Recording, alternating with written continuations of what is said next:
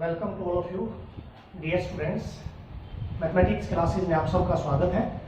How are you? Fine students. Class 11th mathematics के अंदर हमारा सेकंड चैप्टर स्टार्ट किया हुआ था, रिलेशन एंड फंक्शंस, और हमने अपने प्रीवियस वीडियो में रिलेशन को कंप्लीट कर दिया था। आज हम डिस्कस करेंगे फंक्शन के ऊपर। फंक्शन स्टार्ट करने से पहले चैनल को लाइक और सब्सक्राइब अवश्य कर दें और बेल आइकन को प्रेस कर दें ताकि वीडियोस की नोटिफिकेशन आपको मिलती रहे। तो फंक्शन स्टार्ट करने से पहले देखिए फंक्शन क्या होता है। Function as a special kind of relations।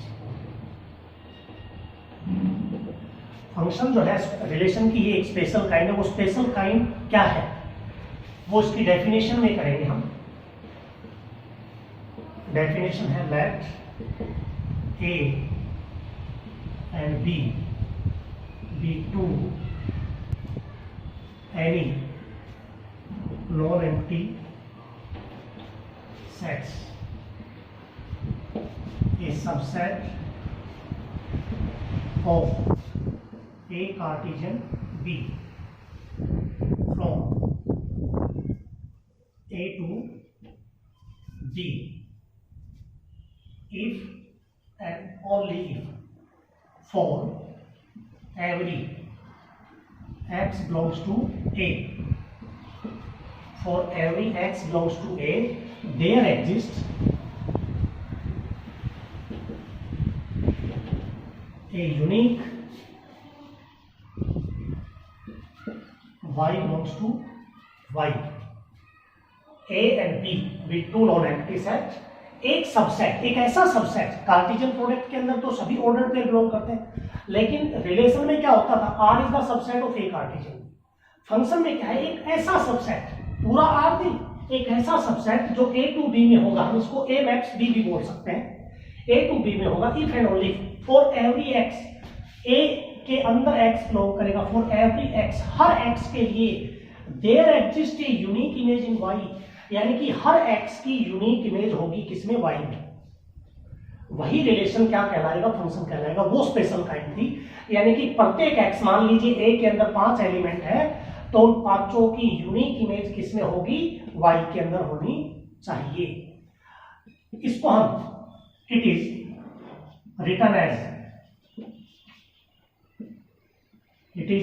As f maps A to B. इसको हम इस प्रकार से राइट कर सकते हैं, यानी कि हमारा जो फंक्शन है f such that A to B का मतलब है ए मैप्स टू बी या ए मैपिंग टू बी। तो हमारा जो x होगा, जो यहां लिखा था for every x belongs to a, प्रत्येक x जो सेट a में से होगा उसकी यूनिक इमेज किस में होगी, b में होगी। फॉर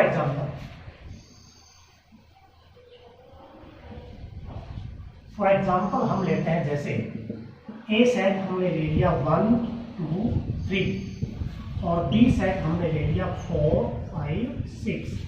तो हमारे पास इस प्रकार से मैं एक वाइट डायग्राम के रूप में आपको बताता हूँ। ये 1 है, ये 2 है, ये 3 और ये आपके पास हो गया 4 5 और 6। तो ये आपकी मैपिंग है ए टू बी और फंक्शन होता है y is equals to f x. Y is equals to कोई एफ एक्स है, तो ये आपका इनपुट है x में। ये आपका इनपुट है जो आपने लिखा है ना, x बिलोंग्स टू a, ये आपका इनपुट है। यहां से वैल्यू आप फंक्शन में सब्स्टिट्यूट करोगे तो इनपुट तो अपना x है, वो x किस में रखोगे, यहां, और जो आउटपुट होगी वो यहां से निकलेगी और ये आपका क्या होगा, आउटपुट होगा।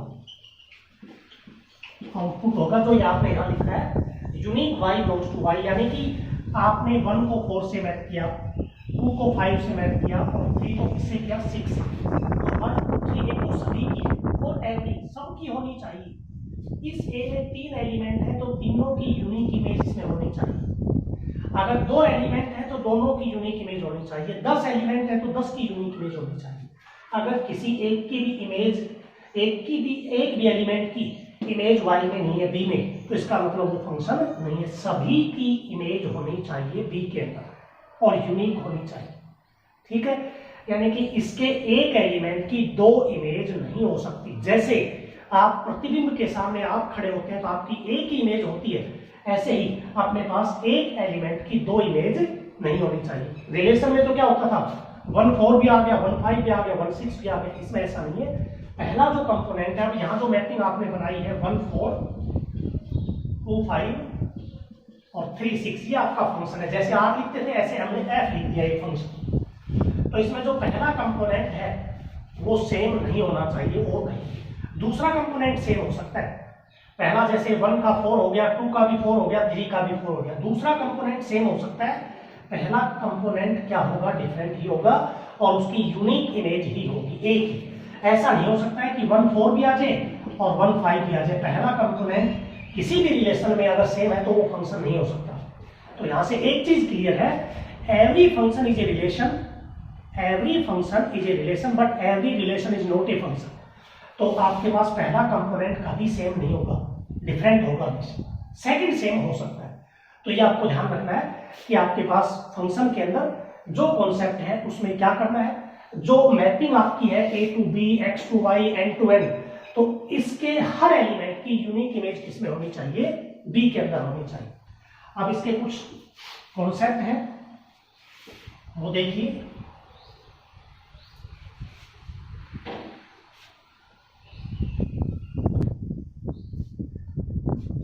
इसमें आता है इमेज और एक होता है प्री इमेज। इमेज और प्री इमेज, तो मैंने अभी तो क्वेश्चन में आपके पास ये सेट लिया था 1 2 3 और ये है 4 5 6। फंक्शन था y इज इक्वल टू अपना fx और मैपिंग में ये a सेट था, ये b था। तो a टू मैपिंग क्या थी, b थी। तो जो इमेज की मैं बात कर रहा हूं वो आपने लिखा है ना यूनिक y, ये तो y आपका इमेज है। तो आउटपुट जो होती है, आउटपुट इज इमेज, आउटपुट। तो यहां आपने जैसे f x आपने लिखा y बराबर fx, तो ये तो क्या है, इनपुट है। तो आउटपुट जो होगी ये आउटपुट है, तो आउटपुट हमेशा इमेज होती है। तो यहां से आप लिखोगे y is the image of x, यानी कि ये जो y है, यूनिक y जो आपने लिखा था ना, unique y belongs to y, y is the image of x। x जब आप पुट करेंगे तो जो y की वैल्यू निकल के आएगी वो हमारा इमेज होगा। मान लीजिए अपने पास y is equals to 3x है, तो आपने x की जगह 1 लिखा तो y इज इक्वल्स टू क्या आ गया, 3। तो 3 इमेज है किसकी, 1 की। इमेज ऑफ 1 इज 3, यानी कि 1 की इमेज क्या है, 3 इमेज है। 1 की इमेज क्या है, जो आउटपुट निकलेगी वो इमेज होगी। इनपुट जो है उसकी जो आउटपुट निकली वो इनपुट की इमेज होगी। आपने x की जगह 1 रखा, इनपुट 1 हो गया और आउटपुट 3 आ गया। तो 3 इमेज है किसकी, 1 की है अपने पास। या इसको उल्टा ऐसे कह सकते हैं, प्री इमेज ऑफ 3, यानी कि आप इसमें पढ़ेंगे जैसे आपने मिलाया 1 4, तो इसका मतलब है इमेज ऑफ 1 इज 4, या इसको इससे कहते हैं pre image, pre image of 4 is 1। उल्टा दोनों तरह से कह सकते हैं, 1 की इमेज 4 है और 4 की प्री इमेज 1 है, या ऐसे कहते हैं inverse of 4, pre inverse, pre inverse, pre inverse of 4 is 1, ये भी कह सकते हैं उल्टा। दोनों तरीके से कह सकते हैं। आपने 1 को 4 से मिलाया तो 1 की इमेज 4 है, 2 को 5 से मिलाया 2 की इमेज 5 है। इसका मतलब ये है आपने x की जगह 2 रखा और y की वैल्यू क्या मिली, 5। आपने 3 को 6 से मिलाया तो x की जगह 3 रखा तो y क्या मिला, 6 मिला। तो 3 इनपुट है, तो इसका मतलब 3 की इमेज 6 है, इमेज ऑफ 3 6। x जो पुट करते हैं और y जो मिलता है वो आपके पास इमेज होता है x का। और 6 के लिए 3 कौन है, 3 जो है 6 के लिए क्या है, प्री इमेज ऑफ 6 इज 3 या प्री इनवर्स ऑफ 6 इज 3। इसका मतलब आपको इमेज और प्री इमेज के बारे में पता होना चाहिए। ठीक है, आगे देखिए।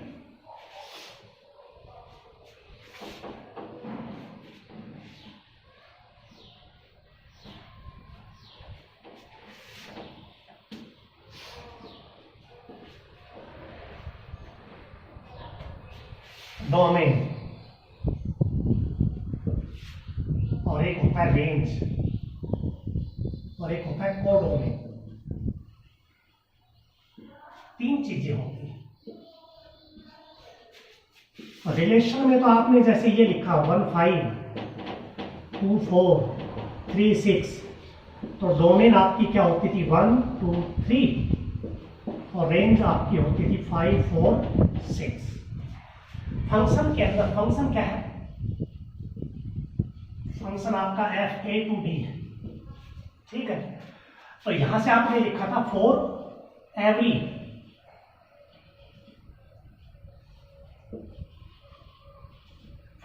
x belongs to x a।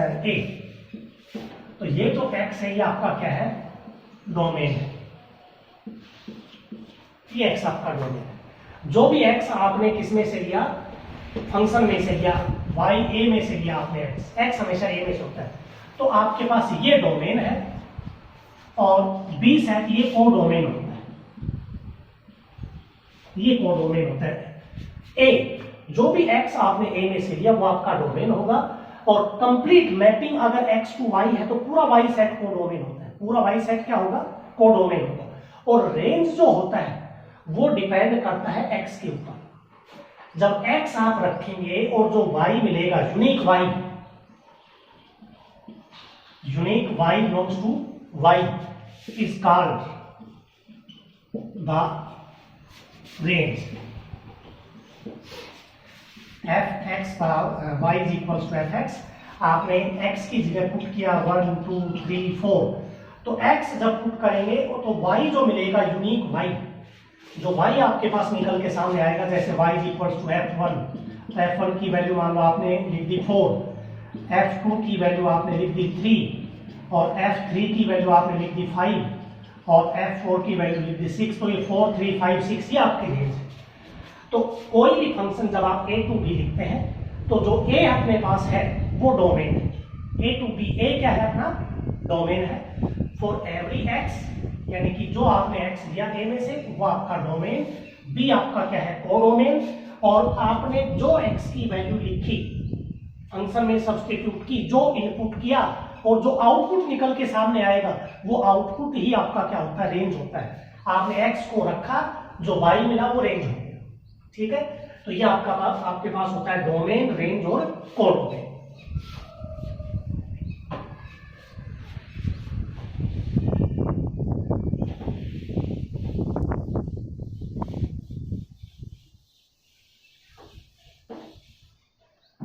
इसमें नेक्स्ट कॉन्सेप्ट आता है अपने पास इंडिपेंडेंट और डिपेंडेंट वेरिएबल। इंडिपेंडेंट और डिपेंडेंट वेरिएबल। तो यहां आपने लिखा y is equal to fx, तो आपके पास जो x है वो तो इंडिपेंडेंट है और y जो होता है वो डिपेंडेंट होता है।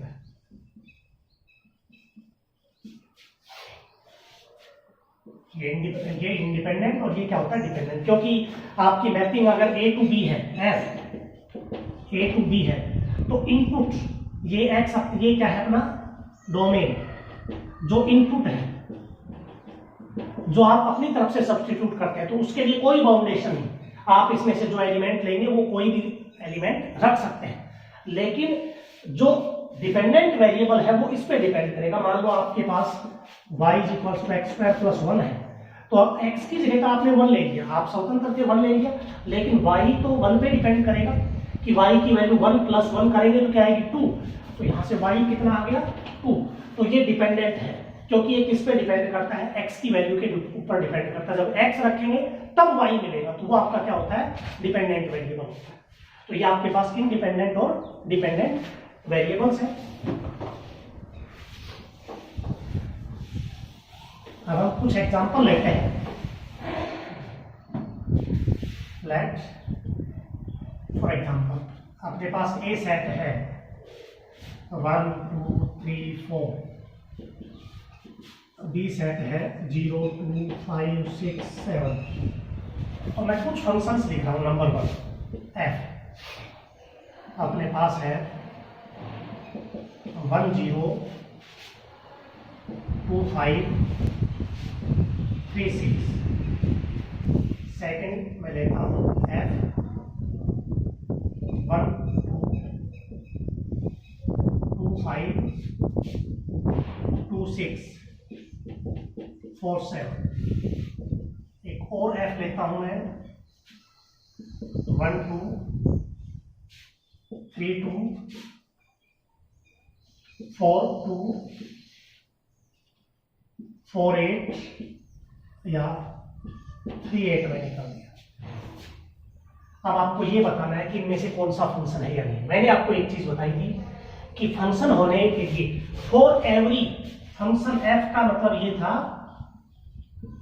For every x belongs to a, हर x की इमेज होनी चाहिए, प्रत्येक की।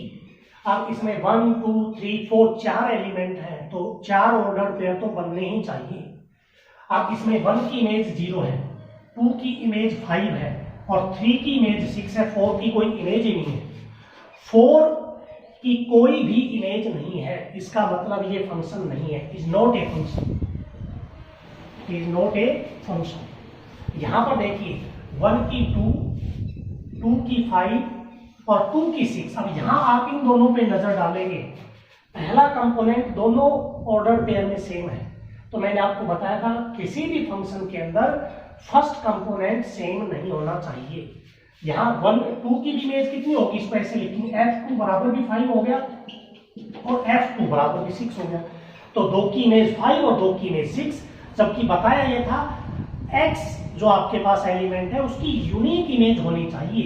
यहाँ यूनिक क्या होगी, f की 2 इमेज आ गई अपने पास, एक 5 और एक 6, तो यूनिक नहीं है, तो इसका मतलब ये भी फंक्शन नहीं है। इस पे देखिए 1 2 3 2 4 2 और ये लिख दिया 3 8। अब यहाँ एक चीज देखेंगे, पहली बात तो ये एलिमेंट सेम नहीं होना चाहिए, नहीं है। दूसरा, जो आपके पास 8 है वो बी में है, यूनिक इमेज किस में होती है, बी में। अगर मैं इसकी जगह 5 कर दूं, 5 8 कर दूं तो भी फंक्शन नहीं है। 1 2 1 3 4 5 या यहाँ आप कर देते हैं 2 कर देते हैं, 2 है आपके पास, 1 की भी इमेज होगी, 3 की भी होगी, 4 की भी होगी और 2 की भी होगी। लेकिन जो 2 की इमेज है f2 = 8, ये बिलोंग नहीं करता किसमें, b में। यानी कि ये जो आपके पास 2 की इमेज है ये b में से है, b के बाहर से है, तो इमेज भी b से बाहर नहीं होनी चाहिए। जो x की वैल्यू है जो हमें मिलती है b से, वो उससे बाहर भी नहीं होना चाहिए, तो ये भी फंक्शन नहीं है। तो कहने का अर्थ है सबकी इमेज होनी चाहिए, 1 की भी, 2 की भी, 3 की भी, 4 की। अगर इसमें एक ऑर्डर पेयर बढ़ा दें 4 7, तो 1 की 0, 2 की 5, 3 की 6, 4 की 7। अब ये फंक्शन हो गया, ये फंक्शन, ये फंक्शन हो गया। हर एलिमेंट की इमेज होगी, डिफरेंट एलिमेंट आपके पास जो x के a के थे उन सब की इमेज आ गई। तो फंक्शन के लिए ध्यान रखना, अगर आपकी मैपिंग a टू b है, x टू y है, n टू n है, तो डोमेन के, ये डोमेन है, डोमेन के हर एलिमेंट की इमेज होनी चाहिए, सबकी। 4 है तो चारों की होनी चाहिए, पहली बात। दूसरी बात, पहला कंपोनेंट सेम नहीं होना चाहिए। अगर पहला कंपोनेंट सेम हो गया तो इसका मतलब वो फंक्शन नहीं है। ये 2 चीजें आपको ध्यान में रखनी है। बी में आपको ये ध्यान रखना है कि हर एलिमेंट की जो इमेज है वो भी बी से बाहर नहीं होनी चाहिए। तो फंक्शन के अंदर ये चीज आपको ध्यान रखनी है। इसको वेन डायग्राम से अगर देखें,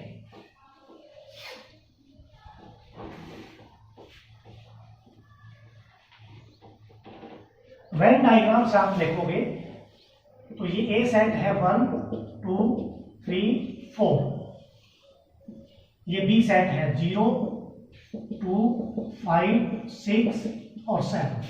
तो ये आपकी मैपिंग होगी ए टू बी, और y = f(x) अपना फंक्शन है। तो ये x तो इनपुट होता है और y आपका क्या होता है, आउटपुट होता है। ठीक है, x रखोगे तो y मिलेगा, तो ये तो डोमेन होगी, ये कोडोमेन होगी। अब यहां से आप देखेंगे कि इसमें 1 को आपने मिला दिया मान लीजिए 2 से, 2 को मिला दिया 6 से, 4 को मिला दिया 5 से और 3 को मिला दिया 7 से। ये फंक्शन है, ये फंक्शन, ये फंक्शन। क्यों, सभी की इमेज है, 1 की इमेज है। 1 की इमेज क्या है, f1 बराबर तो हो गया 2, f2 हो गया 6, f3 हो गया 7 और f4 हो गया 5। तो हर एलिमेंट की इमेज है। इसको आप ऐसे भी लिख सकते हैं एफ ऑर्डर पेयर में 1 2 2 6 3 7 और 4 5। किसी भी फंक्शन के ऑर्डर पेयर को ऐसे भी लिख सकते हैं और ऐसे भी लिख सकते हैं। ध्यान रखना 1 2 का मतलब इमेज ऑफ 1 is 2 और 2 के लिए 1 क्या है, प्री इमेज ऑफ 2 is 1। यहां पढ़ेंगे image of 1 is 2 and pre image of 2 is 1 या प्री इनवर्स ऑफ 2 is 1। ठीक है, तो ये आपका फंक्शन है। इसमें एक एग्जांपल और लेते हैं 1 2 3 4 0 2 5 6 7। 1 को 2 से मिला दिया और 1 को 5 से मिला दिया, 2 को 6 से और 3 को 7 से और इसको इससे मिला दिया। तो आप यहां क्या देखेंगे, 1 की 2 इमेज आ गई अपने पास। 1 has 2 images, 1 has 2 images, 2 and 5. So f is not a function, not a function. f अपना फंक्शन नहीं है। यानी कि f1 बराबर आपने 2 लिख दिया और f1 बराबर ही आपने क्या लिख दिया 5। मैंने बताया था पहला कंपोनेंट तो सेम हो ही नहीं सकता, इनपुट जो है उसकी यूनिक ही इमेज होनी चाहिए, एक से ज्यादा, तो ये फंक्शन नहीं है। ग्राफिकली और देखेंगे इसको, देखिए ग्राफिकली जैसे ये अपने पास एक्सिस है, ये एक्स एक्सिस है, ये वाई एक्सिस है और अपने पास ये कोई कर्व है, तो इस प्रकार से आपने लाइन खींची, तो ये तो अपना एक्स है, एक्स बिलोंग्स टू एक्स और ये पॉइंट अपना क्या है, वाई बिलोंग्स टू वाई। तो इस एक्स की यूनिक इमेज होगी। तो ये जो ग्राफ है ये रिप्रेजेंट करेगा किसको, फंक्शन को रिप्रेजेंट करेगा। Is a function, is a function. और देखिए ये अपना एक ग्राफ है और यहां भी आपके पास ये वाई एक्सिस, ये एक्स एक्सिस, तो ये एक्स बिलोंग्स टू एक्स हो गया और ये वाई बिलोंग्स टू वाई, तो ये भी फंक्शन है। और देखिए अपने पास मान लीजिए ये पैराबोला ऐसे बना देते हैं, तो यहां आप देखेंगे तो ये x बिलोंग्स टू x है, तो यहां आपके पास हो गया y is equals to f x, यानी कि ये पॉइंट यहां पुट करोगे और यही आपके पास क्या आएगा, y की वैल्यू आएगी दूसरी, यानी कि y की 2 वैल्यू आ गई। x जब आपने पुट किया तो यहाँ पर आपके पास डिफरेंट वैल्यूज है, यानी कि आपके पास जो इनपुट है उसकी 2 इमेज आएगी। एक इमेज यहाँ से आएगी, एक इमेज कहाँ से आएगी, यहाँ से आएगी। y की 2 इमेज हो जाएगी, x की सॉरी, x यहाँ रखेंगे तो ये वैल्यू आएगी, यहाँ रखेंगे तो ये वैल्यू आएगी, तो 2 वैल्यू आ गई, तो ये आपका फंक्शन नहीं है। इसी में आप सर्कल बनाते हैं, मान लो ये सर्कल बना दिया, तो ये जो 2 y की वैल्यूज आ जाएंगी, x बराबर मान लो 1 है तो यहाँ पर वैल्यू 2 आएगी, यहाँ पर वैल्यू -2 आएगी, तो आपके पास आ गया 1 2 और 1 -2, तो फर्स्ट कंपोनेंट से हो गया, तो ये भी आपका फंक्शन नहीं है। तो ये ध्यान रखना है फंक्शन के अंदर कि अपने पास जो डोमेन होती है, मैपिंग का विशेष ध्यान रखना। सबसे पहले फंक्शन में मैपिंग पढ़ना, मैपिंग क्या है, क्योंकि उससे हमें पता चलेगा डोमेन क्या है और आपकी कोडोमेन क्या है। तो डोमेन के हर एलिमेंट की इमेज होगी और यूनिक होगी, सीधी सी बात है, और इमेज आपकी कोडोमेन से बाहर नहीं होगी। ठीक है, तो ये फंक्शन के अंदर था।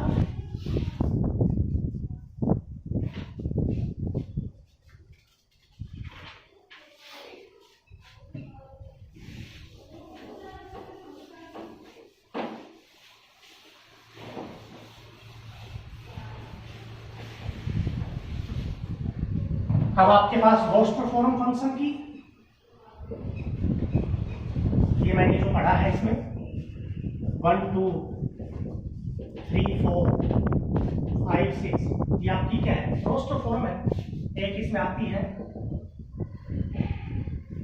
सेट बिल्डर फॉर्म, ये आपकी हो जाएगी x y such that x is less than 4, x is less than y, और x belongs to, जैसे f की मैपिंग है a to b, तो x belongs to a होगा और y belongs to क्या होगा, b होगा। लेकिन ये फंक्शन ऐसा होना चाहिए कि आपके पास x के हर एलिमेंट की, a के हर एलिमेंट की यूनिक इमेज किसमें हो, y में आपके पास हो। इस चीज का भी आपको पूरा ध्यान रखना है इसमें। तो ये आपके पास क्या है, रोस्टर फॉर्म है। और उसके बाद हमने एरो डायग्राम से भी बताया है, एरो डायग्राम बना के, और उसके अलावा आपने किससे, फिगर के द्वारा भी रिप्रेजेंट फंक्शन को किया है। अब अपने पास कुछ फंक्शन के टाइप है। फंक्शन कौन कौन से होते हैं, सम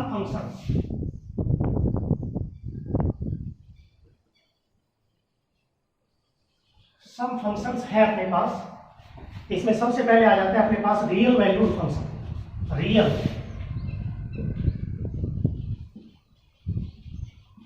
वैल्यूड फंक्शन, तो रियल वैल्यूड फंक्शन क्या होता है, जैसे f mapping R to R, जिसकी डोमेन भी R हो,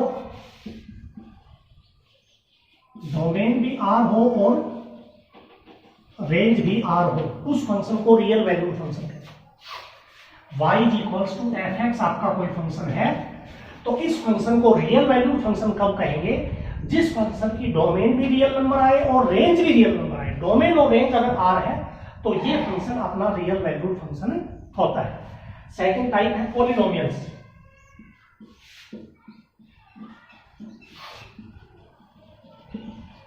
पॉलिनोमियल्स जैसे ax² plus bx plus c, ये आपका क्या है, इसका ले पॉलिनोमियल, जो आपने 9th क्लास में भी पढ़ा है। एक आता है रेशनल फंक्शन, तो जो फंक्शन px अपॉन qx में लिखा जाता है और qx is not equals to 0 होता है, वो फंक्शन आपका क्या होता है, रेशनल फंक्शन होता है। उसके बाद है अपने पास ऑड फंक्शंस।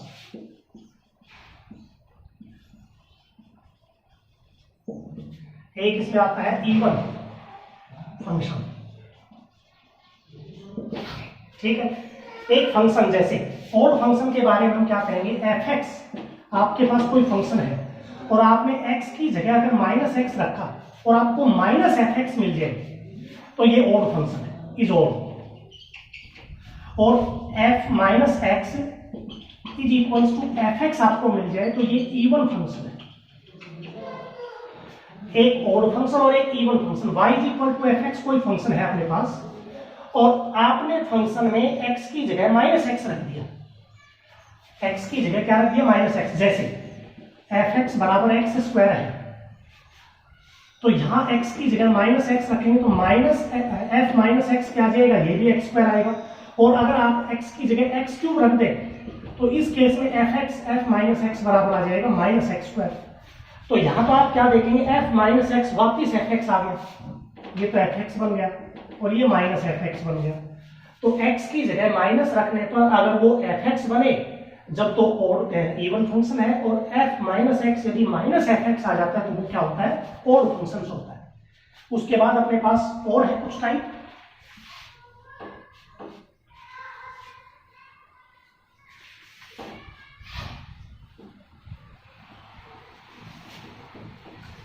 आइडेंटिटी फंक्शन अगली टाइप है।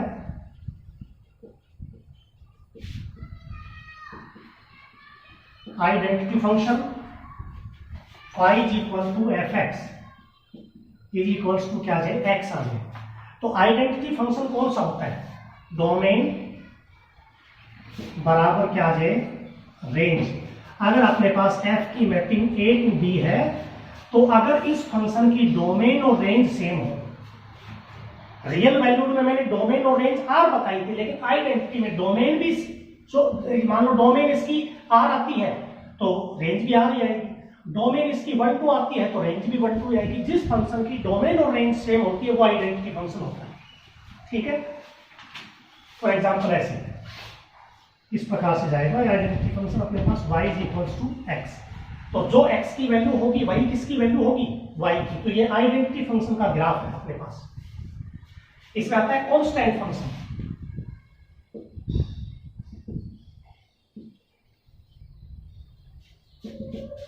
y is equals to f(x) और ये आपने ले लिया c, वेयर c यानी कांस्टेंट, ये आपका कांस्टेंट फंक्शन है।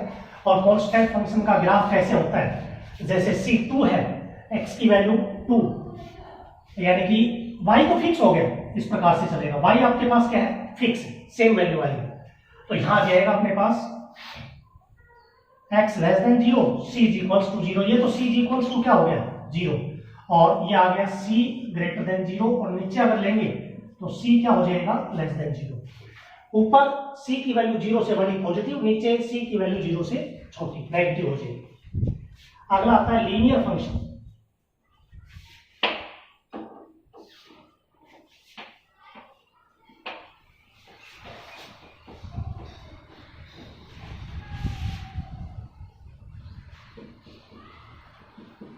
linear functions, let y is equals to ax plus b is called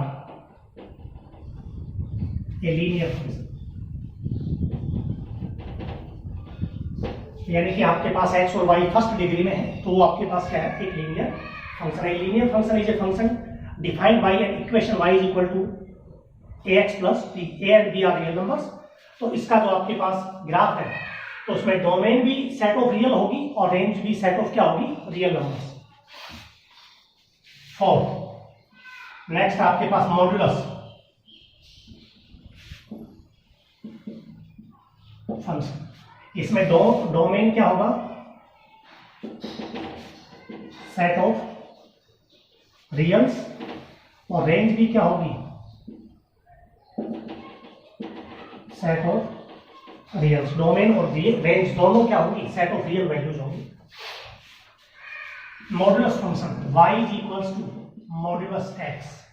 इसको हम ऐसे भी रिप्रेजेंट कर सकते हैं minus x if x less than 0, x if x greater than equals to 0।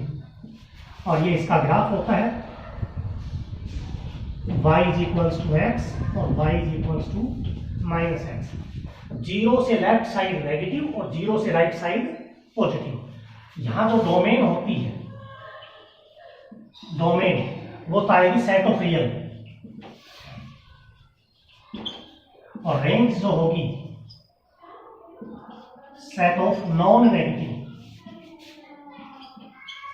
Non negative, non negative reals. क्योंकि modulus function के अंदर वैल्यू हमेशा पॉजिटिव होती है। आपने यहाँ कोई भी नेगेटिव रखी, कोई भी रियल वैल्यू लिखेंगे तो आपके पास क्या आएगा, नॉन नेगेटिव आएगा, हमेशा पॉजिटिव वैल्यू आएगी, नेगेटिव नहीं आती। उसके बाद है अपने पास ग्रेटेस्ट इंटीजर। अगला फंक्शन है